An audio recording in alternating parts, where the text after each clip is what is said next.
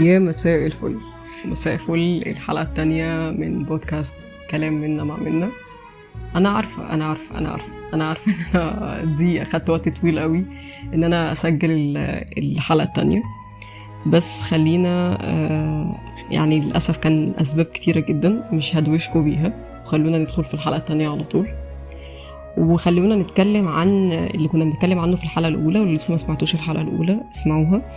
كنا بنتكلم فيها على حتة إن إحنا أوقات كتيرة جدا بنعيش في حاجات مش بتاعتنا، بنحقق أحلام مش بتاعتنا، سواء كانت بتاعت أهلنا أو يا إما بنثبت لهم شيء خاص برضو بيهم، أو حاسين إن إحنا طول الوقت بنجري، حاسين إن إحنا طول الوقت عايشين بروح مش بتاعتنا، وده مخلينا طول الوقت بنكوبي بس حاجات كتيرة جدا من اللي حوالينا، لدرجة إن إحنا أوقات بنكبر كمان. ده بيكون في المجتمع، يعني أنا بص حواليا شايفة المجموعات اللي حواليا بيعيشوا بطريقة معينة، فبيقولوا إيه؟ بيقولوا إن أنا أدخل المدرسة، أتخرج، أخش الجامعة، أخلص جامعة، أشتغل، أتخطب، أتجوز، أخلف، أركز في عيالي، أجيب العيل التاني التالت، وهكذا. فبقى كلنا لازم نمشي كده زي ما نقول ساقية، إحنا كلنا بنلف حواليها، مش عارفين احنا المفروض عايزين ايه، بس احنا المفروض نلف وخلاص. اوقات بنلف عشان احنا خايفين نطلع برا الساقية دي، خايفين من المجهول، خايفين نلمس حاجة معينة توجعنا اكتر من ان احنا نعيش جوا الساقية.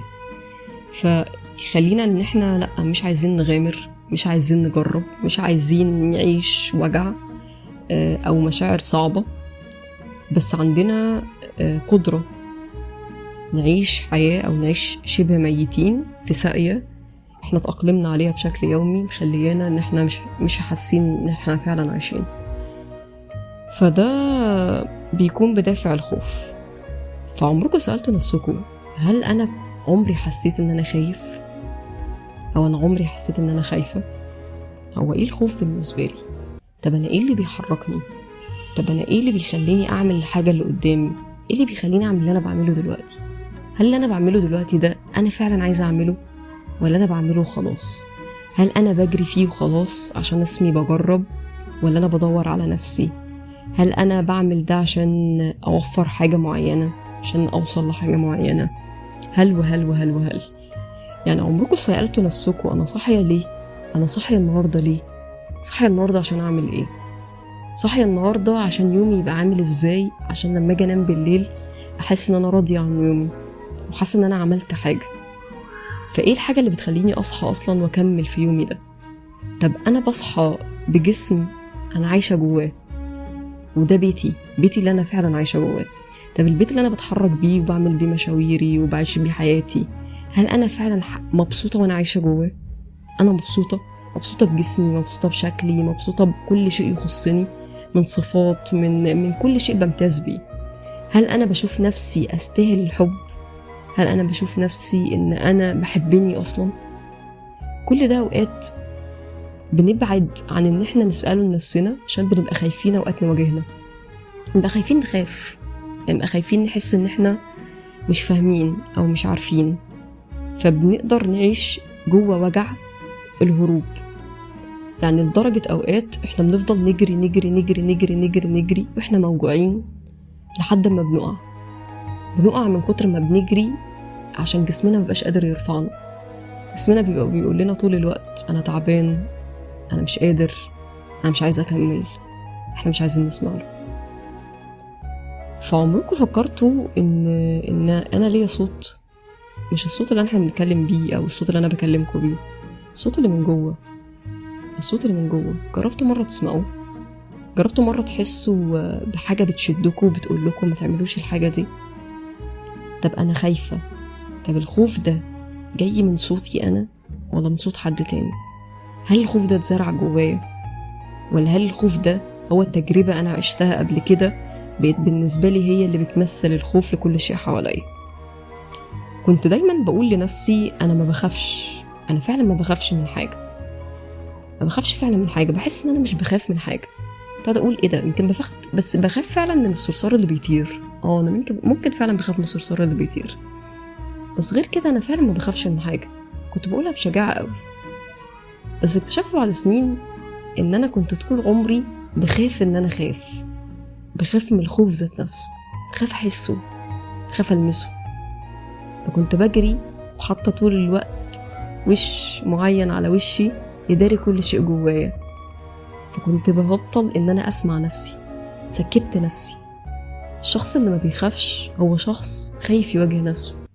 الشخص اللي ما بيخافش هو شخص خايف ان هو يخاف. لما جيت قررت ان انا اواجه نفسي خفت لأول مرة، خفت واترعبت.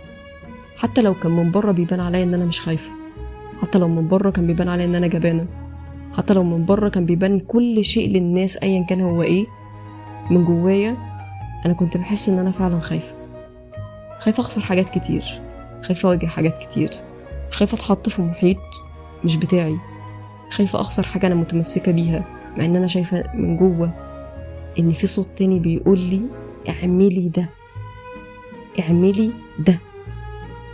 بس انا دايما اتحط لي قفص برايا.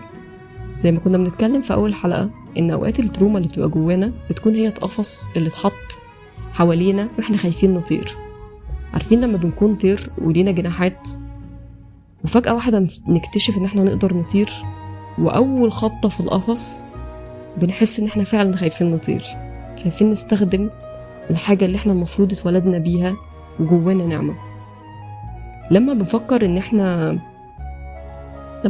احنا نكمل وما نخافش من القفص ونطير بأقوى قوة عندنا تخلينا نكسر القفص ده ونعدي من خلاله، هنعرف ساعتها معنى ان كان احسن حاجة عشناها كانت هي الخوف. الخوف هو اللي حركنا، الخوف هو اللي خلانا نعمل. لما انا بصيت للخوف وسمعت الصوت اللي جوايا وهديت مكاني، لما رجعت تاني من خبطة القفص دي قعدت اسأل نفسي، هو انا مرتاحة؟ انا مش مرتاحة. طب انا ربنا خلق لي الجناحات دي ليه؟ مش يمكن عشان اطير فعلا؟ مش يمكن اعمل بيها حاجة تانية؟ طب ايه الحاجة التانية اللي انا اقدر اعملها وانا جوه القفص؟ اكتشفت ان انا احلامي اكبر من كده بكتير، بس انا دايما اللي بحد منها. انا شفت محيطي في قفص صغير، مع ان انا اقدر الف بجناحي العالم كله. شفت نفسي ان انا ما اقدرش، عشان القفص اللي برايا ده قال لي ان انتي ما تقدريش، عشان اترسم حواليني ومنعني ان انا اخرج براه. طب انا ايه اللي خلاني اصدق ده؟ ما هو يمكن انا اكون بطير، يمكن انا اقدر. اللحظة اللي هتوقفوا فيها الخوف وتقولوا لنفسكوا انا اقدر اعمل حاجة، هي اللحظة اللي انتوا هتتولدوا فيها من جديد. اللحظة اللي هتكسروا فيها القفص وتطلعوا برا، تواجهوا الهوا وتواجهوا رياح قوية بتزقكوا لأول مرة، وشمس وهدوء ونفس وأماكن كتيرة بتطلوا عليها بعينيكوا لأول مرة. عينيكوا ساعتها هتشوف الوجع لأول مرة، أو هتجرب الوجع بشكل مختلف، بس في نفس الوقت هتعيش جمال أكتر بكتير عن ما كانت تتوقعه. احنا مش جايين نعيش في قلة خوف، مش جايين نعيش ان الحياة تبقى بالنسبة لنا طول الوقت مسالمة. مهما بقينا عايشين جوه القفص ده عمرنا ما هنرتاح، ان احنا مش مخلوقين عشان نعيش بجناحاتنا جوه القفص، مخلوقين عشان نطير بيها ونجرب نعيش ونتزاوج ونشوف ايه الحياة اللي قدامنا، ونجيب اطفال ونربيهم ونخلي بالنسبة لنا دي اطفال بتجيب اطفال تانية، عشان لو كل واحد فينا اتحبس جوه القفص اللي حواليه عمرنا ما هنعرف نخرج براه، وعمرنا النسل ما هيقدر يكمل، عمرنا ما نقدر نعمل حاجة، عمرنا ما نقدر نكسر. يمكن أنا الشخص الوحيد اللي أقدر أكمل مسيرة شيء متوقف عليا. يمكن أنا الخوف اللي اتزرع جوايا ده يخليني في يوم من الأيام أجرب أعمل تغيير غيري خاف يعمله، أو غيري معرفش يشوفه، لأن ما خلقش جواه الضلمة اللي تعرفوا معنى النور في الحياة العادية. ففكروا واسألوا نفسكم، هل أنا كنت في يوم خايف؟ هل أنا في يوم من الأيام كنت بحط لنفسي القفص اللي بيخلق لي كل حاجة معقداني إن أنا أخد خطوة في حياتي؟ هل أنا في يوم من الأيام كنت بريء، ما كانش ليا يد في القفص اللي اتحط حواليا؟ ويمكن أنا خلقت القفص ده لنفسي بأن أنا عشت دور الضحية، وقعدت أعيط على حاجات كتيرة، وقعدت أخاف على حاجات كتيرة. اللي برا قالوا لي اوعى تطلع برا القفص، برا القفص ده صعب ووحش. اللي برا ما ادونيش فرصة ان انا اجرب عشان احكم ان انا فعلا هعرف اعيش ولا لا. اللي برا قالوا تجربتهم هما مش تجربتي انا.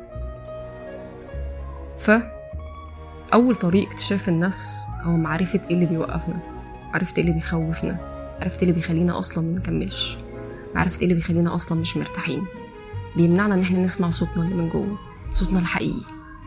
صوت الخوف لما بيبقى عالي بيخلي جوانا دوشة كتير.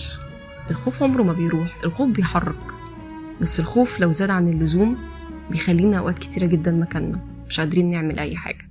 وقت ما تهدوا خوفكم هيبقى بالنسبة لكم هو مصدر الوقود اللي بيديكوا الحركة عشان تقدروا تعملوا اي حاجة. وفي نفس الوقت هتسمعوا صوتكم اللي من جوه، صوتكم الحقيقي اللي بيحرككم ناحية ان انتوا بجد تكسروا اللي بيخوفكم وتعملوا الحاجة اللي انتوا عايزين تعملوها. فأول خطوة كسر كل حاجة حوالينا بتعيشنا في ان احنا نفضل مكاننا طول الوقت او تروما قديمة احنا عايشين فيها هي كسر الخوف، كسر القفص. أحب أقول لكم ما تخافوش تكسروا القفص. افتكروا دايما ان العيب مش ان انا خاف، العيب هو ان انا خاف وابطل اتحرك من مكاني. العيب ان انا افضل مكاني واخلي الخوف هو مصدر وجودي في الحياة. العيب هو ان انا ابطل احاول. اشوفكم في حلقة جديدة وتسمعوني وتفكروا في الدوائر الكتيرة اللي جواكم اللي خاصة بقصة جديدة وحاجة جديدة بتخلينا نقرب من نفسنا خطوة زيادة. أشوفكم في حلقة تانية من كلام منا مع منا.